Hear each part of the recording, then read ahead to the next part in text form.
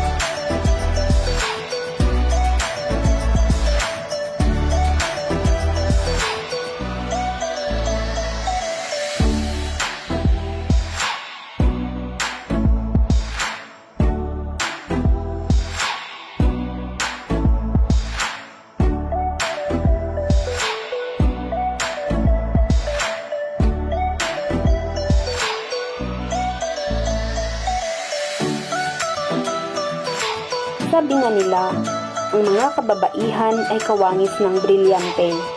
May ilan na hindi nabibigyan ng pagkakataon na magpa-makeover dahil sila ay nakatuon sa pagtatrabaho para sa pamilya. Kaya't ang aktibidad na ito ang susi para kanila itong maranasan kahit sa maikling panahon lamang upang maipadama sa kanila ang pagpapahalaga sa sarili ngayong National Women's Month celebration.